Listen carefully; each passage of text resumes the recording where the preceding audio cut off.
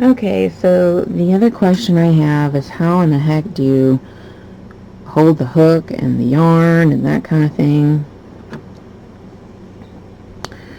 So what I like to do is hold my hook in my left hand, but you may need to be one that holds it in the other hand. Okay, it doesn't matter which hand you want to hold it in. And I can show you on both sides, right and left. So I'm going to show you the left hand method first because that's the method I like. Alright, but I can do both. Okay, so what you're wanting to do if you're on a flat surface like this is hold the working yarn, and a U-wrap is going to be best. Now, I tend to like to go hook up, okay, where you can actually, before you put the working yarn over, you can go ahead and hook it, alright, and then wrap the yarn around and send it over, okay. Now, on the wedge pegs, I like to go hook down, okay, so you can go down, hook it around, and over. And that gets you to where you can get into that confined space and get it over. Okay. And then I go back to hook up. And I tend to like to go ahead and grab it with a hook and up. And grab it with a hook and up. Now this hand is kind of floating over the peg. There's a light pressure of being able to move around, okay. So again, on those wedge pegs, I like to go hook down and over, hook down and over, okay. And that does make it easy on those wedge pegs. And then I like to go back, hook up.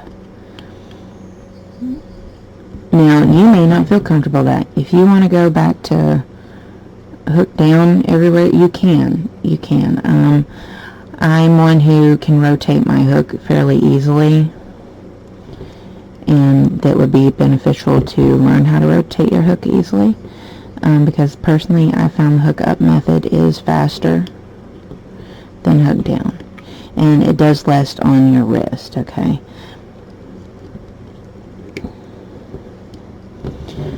Alright, but also it would benefit you to work your fingers more than your wrists. The more you work your wrists, the more likely you are to get strain. Alright, so the easiest way is to go ahead and hook the stitch and toss it over. Hook, wrap, toss. And then you can go ahead and wrap it, pick up and over, pick up and over. And yes, I know I'm using a regular flat knit, okay. So there is your method going with the left hand. Now, because I am ambi, and while this may not be my preferred method, I can go back the other direction. Okay, so hooking the right hand and guiding with the left. Pick up, toss over. Go ahead and get it that and toss over. Okay, hook down, grab it, and toss over. Hook down, grab it, and toss over. Alright, go ahead and grab it and toss over. Grab it and toss over. Grab it,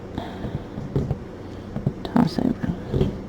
Now, yes, I will show you how to do a purl. That was the other question on how you hold your hook. Point down and go in and grab it. Okay. Now we'll show you how to do a purl on all your. And it is easier to do a U-knit with this loom because of how the pegs are set up. Okay. Tip down on the wedge pegs. Again, learn to move your fingers around so that you aren't straining your wrist. Okay.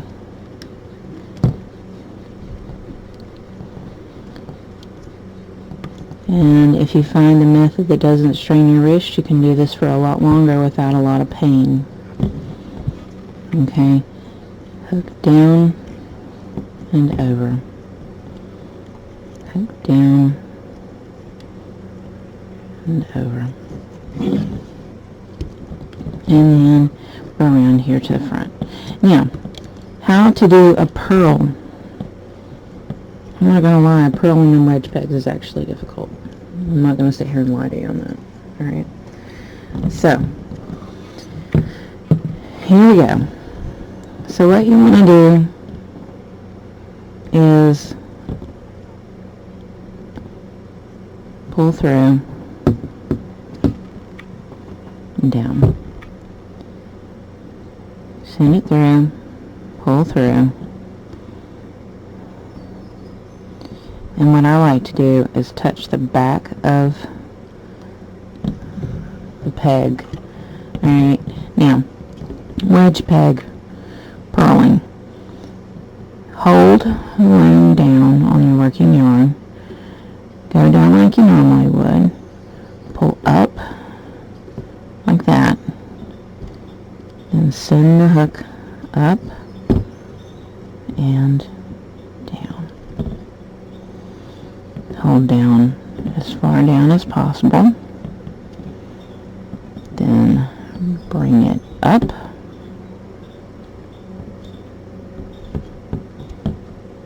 and down. Okay, now you can see why purling and doing that kind of thing over here would be more difficult. Okay, so and it's not so difficult on the rest of the pegs, just the wedge pegs. Alright, so this is doing a purling from the left-handed perspective, okay? And I prefer a hook, but these are hard to find. These are KB hooks, and I find that they're hard to find. Okay, and they have that slight tip to it, and it makes it easier to catch for purling. But if you don't have it, you can use a regular hook. I have used regular hooks for that. I just prefer this one. This one's my favorite, but I'd love to buy more, but I haven't noticed that KB puts these out as to buy. I think what they should do is take and put these out with the orange handle, or try a different handle and put these out regularly for their finer gauge. KB, if you're listening, take your hook you already have, put a fatter handle on it, get it out for marketing. Great for your finer gauges. Alright, now once you get used to it, it moves faster. What I like to do on those wedge pegs is once you get that working yarn in there, you shove that working yarn up so that your hook doesn't have to do a whole lot of work. Okay, as you can see. So, shove it up in there like that.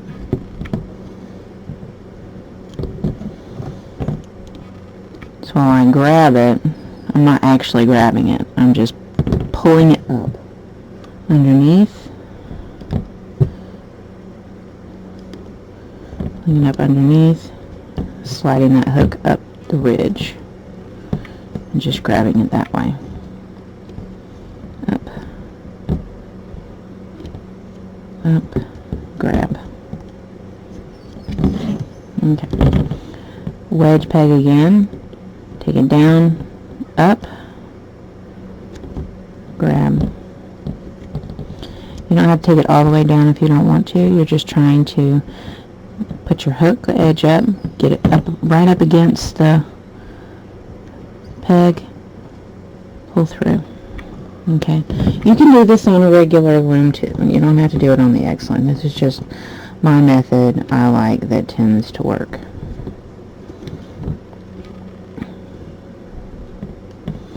And most people don't like doing the purling. Alright, so there you go. That is purling from the left hand method. I'll purl from the right hand method for you. Down, up, and down. Okay, and again, hook up, pull the working yarn up and over.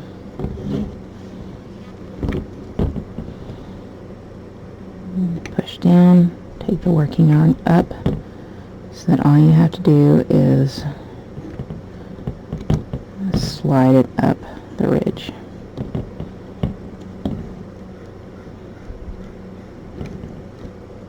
Up and down. Okay. Up and down. Alright. So you're kind of seeing how the purling works on the X-Loom and how you work it, okay?